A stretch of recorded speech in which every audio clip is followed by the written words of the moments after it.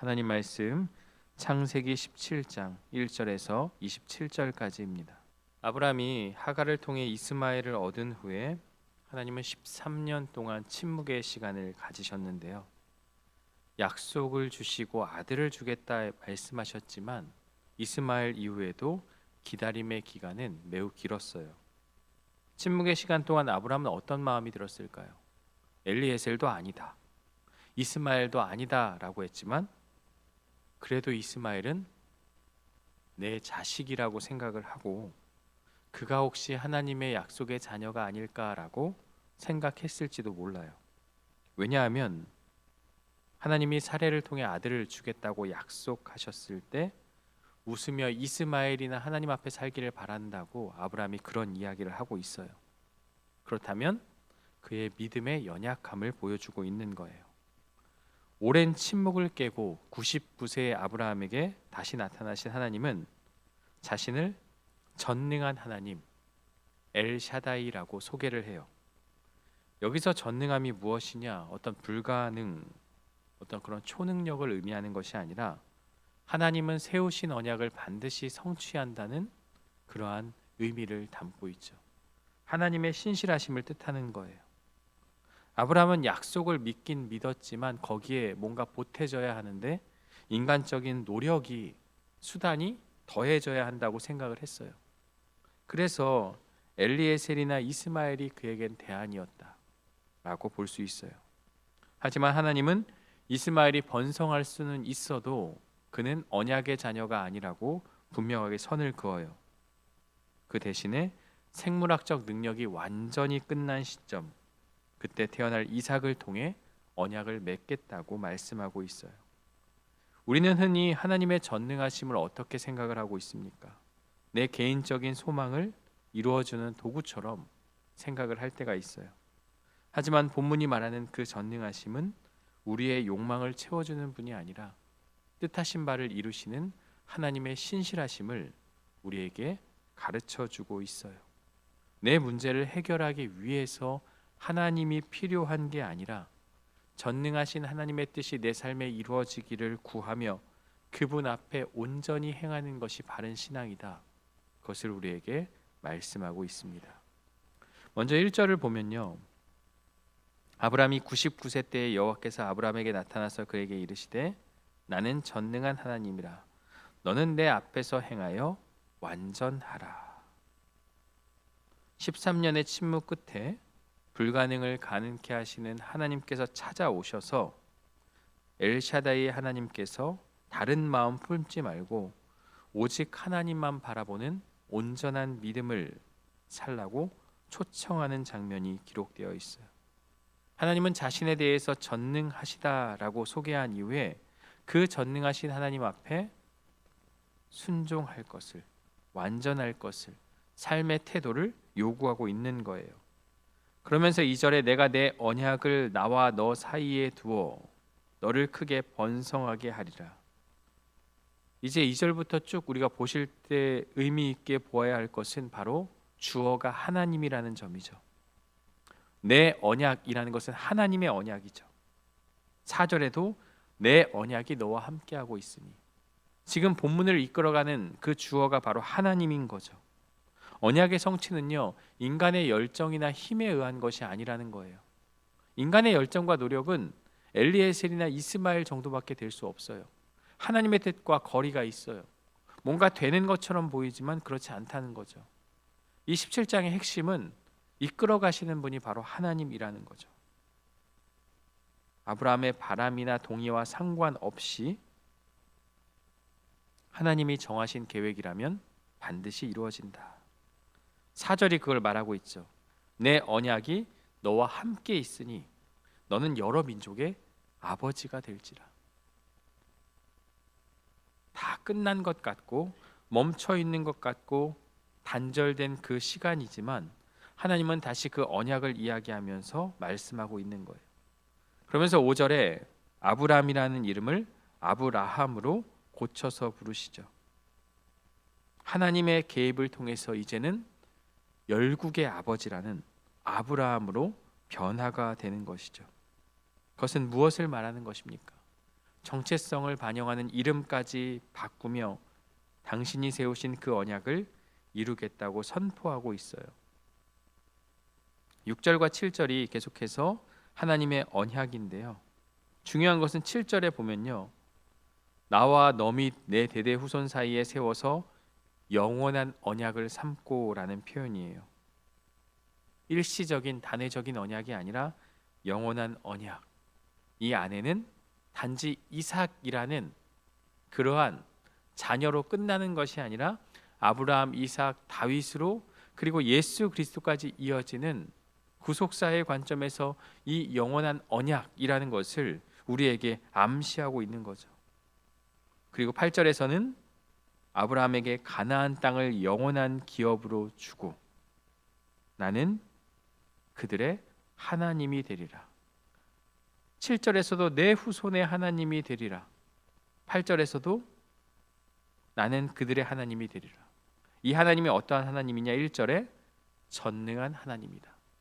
찾아오시고 약속을 이루시고 성취하시는 그 하나님이 바로 나의 하나님이라고 그렇게 말하고 있는 거죠. 이미 15장에서 하셨던 그 약속을 거듭 반복하는 이유가 뭐예요? 인간의 연약함 때문이에요. 아브라함은 여전히 믿지 못하고 여전히 그 약속이 희미해져가는 그것을 바라보며 하나님의 언약은 생각하지 못하는 그 인간의 연약함 앞에 하나님은 거듭 강조하시며 그것이 영원한 언약이 될 것이겠다고 그렇게 말씀하고 있는 거죠. 우리는 조금만 방심해도 하나님의 언약을 잊고 내 계획과 판단을 앞세우기 쉬운 존재이기에 말씀이 우리 안에 계속해서 흘러 넘쳐야 한다는 거죠. 하나님은 생물학적으로 불가능한 그러한 순간에 사라를 통해 반드시 아들을 주겠다고 선포합니다. 100세라는 그 나이, 아브라함은 인간적인 수단으로 얻은 이스마엘이나 대안이라고 생각을 하고 그렇게 했지만 하나님은 거절을 하시죠. 반드시 사라의 몸에서 태어날 그 아이가 그 아이에게 영원한 언약을 맺겠다고 하신 이유는 이 언약의 성취가 인간의 힘이 아니라 전능하신 하나님의 역사임을 증명하기 위함이죠. 그래서 이 언약의 표징으로 무엇을 하느냐? 9절 이후에 바로 할례가 나오기 시작해요. 할례라는 표징을 몸에 새기게 합니다. 여러분, 저도 잊지 않기 위해서 메모를 남기기도 하고 때로는 손바닥에 쓰기도 해요. 다음날 가져갈 것을 하도 잊어버려서 신발장에다가 갖다 놓기도 하고 알람을 맞추기도 하고 여러 방법을 다 우리가 쓰고 있죠. 그런데도 우리는 잊어버릴 수 있고 그럴 수 있는 거죠. 그런데 하나님의 언약은요, 바로 이 할례라는 것을 통해서 영원한 언약으로 우리의 몸에 새기게 되는 거죠. 단순히 기억을 넘어선 훨씬 깊은 영적 의미가 담겨 있습니다. 할례는 생식기의 표피를 베어내는 행위로 인간의 육체적 능력과 혈통적 가능성을 부정하고 끊어낸다는, 그것을 잘라냄을 통해서 인간의 모든 노력을, 인간의 모든 가능성을 차단한다는 상징성을 가지고 있어요. 결국 하나님의 언약 백성은 이 할례를 통해서 인간의 정욕이나 인간의 노력으로 만들어지는 것이 아니라 하나님의 전능하신 손길에 의해서 만들어진다는 것을 말하고 있는 거죠. 바로 할례에는 그러한 의미가 담겨 있습니다. 15절 말씀을 보면요, 하나님이 또 아브라함에게 이르시되 내 아내 사레는 이름을 사레라 하지 말고 사라라 하라. 똑같이 열국의 어미라고 바꿔주시면서 100세의 아브라함과 90살의 사라에게서 아들이 태어날 것이라는 예고에 아브라함의 반응이 어떠합니까? 웃음이죠. 웃는 거죠. 사라도 18장 12절에서 똑같이 웃어요. 그들의 웃음이 어떤 의미입니까? 야, 하나님께서 나를 생각하셔서 불가능의 순간에 자녀를 주시겠다고 하니 정말 행복하다, 그런 웃음이 아니죠. 믿지 못하는, 말도 안 된다는 그러한 불신앙의 웃음을 짓고 있는 거예요. 그런데 하나님은 이 웃음조차도 나를 웃게 하시는 하나님, 바로 그 놀라우신 하나님께서 이 이삭이라는 웃음이라는 이름을 통해 하나님은 그 비웃음을 진정한 웃음으로 바꿔주신 것이죠. 18절에 보면 아브라함이 이에 하나님께 아뢰되 이스마엘이나 하나님 앞에 살기를 원하나이다. 17절에서는 100세 된 사람이 어찌 자식을 낳을까? 사라는 90세니 어찌 출산하리요? 아브라함의 이 고백이 상식적인 고백이죠. 맞는 말입니다. 그러나 하나님께서 1절에 뭐라고 나타나셨습니까? 전능하신 하나님이라고 말씀하시죠. 내가 이루신 그 약속을 반드시 이룬다라고 분명히 선포하셨습니다. 그런데도 불구하고 아브라함은 그 전능하신 하나님이라 이름하는 그 하나님의 놀라우신 그 신실하심을 잊어버리고, 아니 생각지도 않고 여전히 인간적인 방법을 바라보고 있는 거죠. 겸손해 보이는 고백처럼 보이지만 하나님의 전능하심을 온전히 신뢰하지 못하는 불신앙을 보여주고 있는 거죠.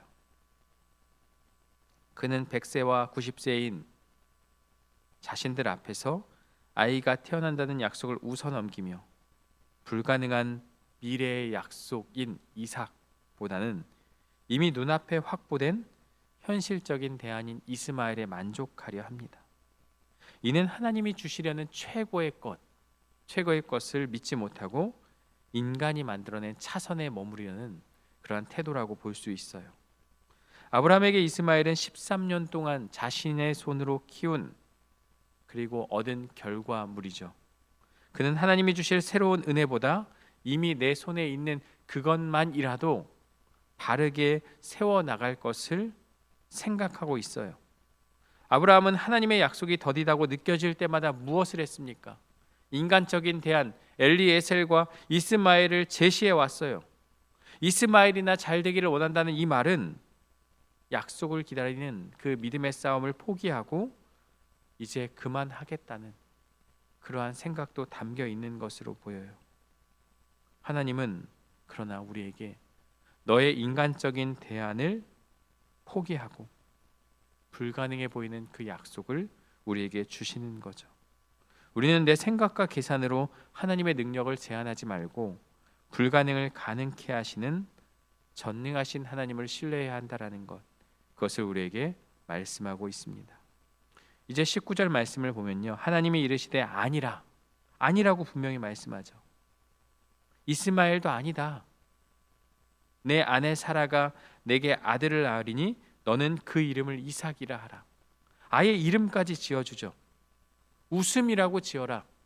비록 너희는 이삭이 태어난다는 것, 자녀가 태어난다는 것에 비웃음으로 가득 찼지만 내가 그 아이로 하여금 너희를 웃게 만들겠다. 그 아이를 통해서 언약을 세우고 영원한 언약을 세우겠다라고 말씀하고 있어요. 하나님께서 기쁨의 웃음으로 바꿔주시겠다는 은혜를 보여주고 있습니다. 그러면서도 20절에 이스마엘에 대하여서도 약속을 말씀하시죠. 내가 내 말을 들었나니 내가 그에게 복을 주어 그를 매우 크게 생육하고 번성하게 할지라. 12두령을 낳고 큰 나라가 되게 하리라. 이스마엘에게도 축복의 메시지를 전하고 있죠. 하지만 이스마엘은 언약의 자녀, 그 약속의 자녀는 아니라고 선을 긋고 있는 것이죠. 구속사적인 언약은 오직 이삭과 맺어진다는 거죠. 이스마엘의 뜻이 하나님의 들으심이거든요. 내가 내 말을 들었나니 역시 하나님께서 들으셨다는 거죠.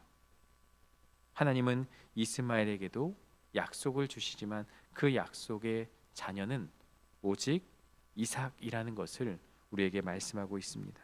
그러면서 21절에 드디어 내 언약은 내가 내년 이 시기에 사라가 내게 낳을 이삭과 세우리라. 드디어 구체적인 기간이 명시되고 있어요. 이제 막연한 기다림이 아니라 성취의 때가 임박했음을 알리십니다. 하나님께서는 약속하신 것을 반드시 이루기 때문에 이제 사라가 아이를 낳을 것이라고 말씀하고 있습니다. 이제 23절을 보면요, 아브라함의 모습을 볼 수 있는데요. 이날에 즉시 순종하게 되죠. 이에 아브라함이 하나님이 자기에게 말씀하신 대로 이날에 그 아들 이스마엘과 집에서 태어난 모든 자와 돈으로 산 모든 자 곧 아브라함의 집사람 중 모든 남자를 데려다가 그 포피를 베었으니 99세의 노인이었던 자신뿐만 아니라 이스마엘과 집안의 모든 남자를 데려와 할례를 행하고 있어요. 이 장면은 믿음의 모습입니다. 그의 순종함은 주저함이 없었어요. 지금까지는 계속해서 웃기도 하고 이스마엘이나 잘 키우기를 바라고 엘리에셀이 내 후사라고 생각하고 여전히 연약한 믿음의 모습을 보였지만 전능하신 하나님의 그 말씀 앞에 그가 듣게 된 그 내용들을 그대로 순종하며 하나님의 말씀을 들은 바로 그날의 행동으로 옮겼다는 거예요. 여러분, 믿음이라는 것은요, 휘발성이 아주 강합니다. 행동하지 않으면 즉시 사라져 버려요. 휘발성이 강하다는 거죠. 내가 바로 들은 말씀을 행하지 아니하면, 내가 들은 말씀을 기억하고 언젠가 내가 순종해야지 하면 결코 그 말씀은 내 삶에 작동하지 않죠. 하지만 주저함 없이 아주 작은 일이지만 즉각적으로 순종한다면 그것이 바로 하나님의 약속을 신뢰하는 믿음의 모습이라는 거죠. 18절에서 아브라함은 인간적인 만족에 머무르려 했어요. 이스마엘이나 하나님 앞에 살기를 원하나이다. 그러나 하나님의 더 크고 완벽한 계획을 하나님은 선포하셨습니다. 이에 아브라함은 자신의 생각을 내려놓고 즉각적으로 순종함으로써 할례를 시행함으로써 언약 백성의 조상다운 모습을 회복하는 장면이 오늘 말씀의 마지막 부분입니다. 오늘 말씀을 통해서 우리가 무엇을 깨닫게 됩니까? 첫 번째는 내가 만든 대안을 버려야 하나님의 역사가 시작된다는 거예요. 아브라함은 13년 동안 이스마엘을 키우며 이 정도면 충분하다고 생각했습니다. 하나님의 최고의 것 베스트를 생각하지 않고 나의 차선을 생각하며 이것이 하나님의 뜻이고 이것이 나에게 만족감을 주며 이 정도면 충분하다고 착각했어요. 하나님은 약속의 자녀를 주겠다는 그 말씀 앞에 기다려도 주지 않는 그 약속의 자녀 앞에 아브라함은 이스마엘이나 잘 살게 해달라고 타협안을 내놓고 그렇게 고백하고 있는 거죠. 우리도 내 경험과 계산으로 만든 플랜 B를 붙들고 그것이 하나님의 뜻이라고 우길 때가 있어요. 여러분, 교회는 세상과 다르죠. 성도도 마찬가지입니다. 만약 교회가 세상과 같은 기업이라면, 이익 집단이라면 경영 컨설팅을 하고 전문가들을 내세워서 여러 가지 방향성을 제시하고 하죠. 그러나 교회는 하나님의 뜻으로 세워지는 거죠. 인간적인 방법으로 세워지는 것이 교회가 아닙니다. 비록 그러한 인간적인 방법들이 잠깐의 변화를 주기도 하고 여러 가지로 좋은 또 세련된 그런 모습으로 나아갈 수 있지만 본질은 그게 아니죠. 하나님의 말씀이, 하나님의 약속이 있어야 그것이 바른 교회의 모습, 성도의 모습이라는 거죠. 우리는 내 경험과 내 계산으로 만들어진 그것을 붙잡고 그것이 하나님의 축복이라 우길 때가 많습니다. 아브라함은 자기 몸의 상태와 현실을 계산하고 이제 와서 어떻게 아들을 낳겠느냐며 웃었지만 하나님은 분명히 먼저 엘샤다이라고 전능하신 하나님이라고 선포하고 있습니다. 이것은 단순히 기적을 일으킨다는 것이 아니라 인간적인 방법이 끊긴 그 순간, 인간적으로 이룰 수 없는 도저히 불가능의 그 순간에 하나님이 개입하셔서 그 약속을 이루겠다는 그 신실함을 우리에게 의미하고 있는 것이죠. 여러분, 바른 신앙은요, 내가 만든 최선을 관철시키는 것이 아니라 하나님의 최선 앞에, 하나님의 그 뜻 앞에 내 대안을 과감히 파기하는 것입니다. 그것을 여전히 붙잡고 언젠간 써먹어야지 하고 내 책상에 두는 것이 아니라 과감하게 그 파쇄기에 내 계획을 집어넣어서 과감하게 포기하는 결단, 이것이 바로 전능하신 하나님을 신뢰하는 믿음의 모습이라는 거죠.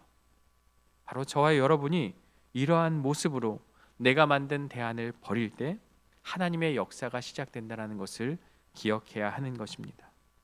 또한 순종의 가치는요, 속도에 있다는 거예요. 하나님은 아브라함에게 할례를 명하셨어요. 이 할례는 그 포피를 제거함을 통해서 인간의 힘을 의지하지 않겠다는, 그것을 과감히 버리겠다는 항복의 표시가 바로 할례에 담겨 있는 의미죠.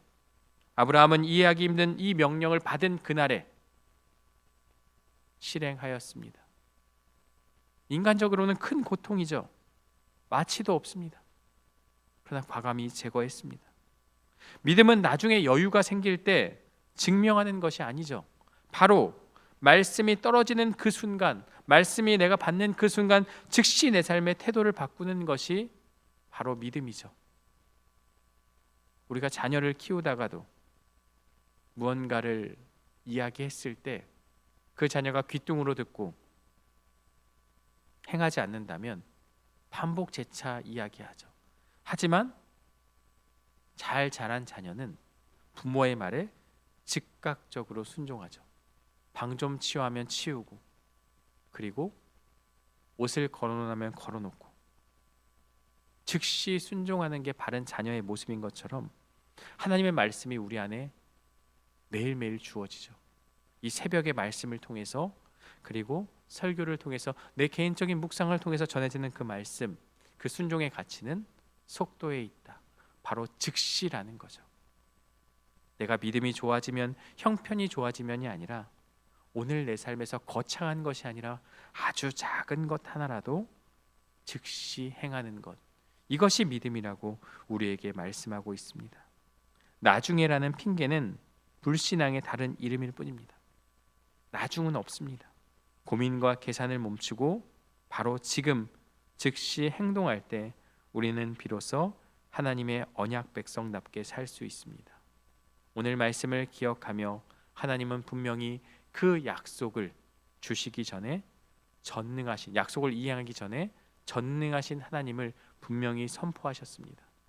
능치 못함이 없으신, 약속을 지키시는 그 신실하신 하나님이 바로 우리의 하나님, 나의 하나님이라는 거죠. 내 삶에 불가능의 순간이 있다면 하나님의 약속을 붙잡고 그 말씀 앞에 즉각적으로 순종하며 내가 만든 대안을 버리고 하나님의 말씀 앞에 바르게 서는 저와 여러분들 되시기를 주님의 이름으로 축원합니다. 함께 기도하겠습니다. 하나님 아버지, 감사합니다. 오늘 주시는 말씀을 통해서 우리는 여전히 전능하신 하나님을 붙잡지 않고 내가 만든 대안, 내가 만든 방법을 가지고 살아갈 때가 있음을 고백합니다. 그것이 현실적이고 그것이 나에게 있어서 하나님의 뜻이라고 착각할 때가 많이 있음을 고백합니다. 그러나 하나님의 뜻이 이루어지기 위해선 내가 만든 대안을 과감히 버리는 결단이 필요함을 말씀을 통해 보게 됩니다. 아브라함도 끝까지 계속해서 인간적인 방법을 가지고 하나님의 약속을 믿지 못했지만 결국에 이루시는 그 하나님 앞에 모든 것을 포기하고 바로 그 순간에 하나님께서 불가능을 가능케 하시는 역사를 우리는 말씀을 통해서 보게 됩니다.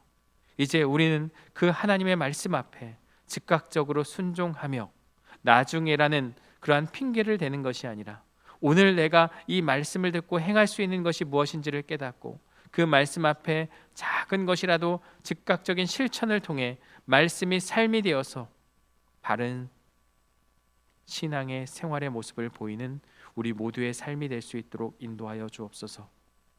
내가 생각하는 그러한 최선이 하나님의 뜻이 아닐 때에는 과감히 포기하는 결단이 우리 안에 있게 하여 주시고 내가 버리는 그 순간에 하나님의 역사가 일어난다는 것을 기억하고 전능하신 하나님을 붙잡고 믿음으로 나아가는 우리 모두가 될 수 있도록 인도하여 주옵소서. 예수님의 이름으로 기도드리옵나이다. 아멘.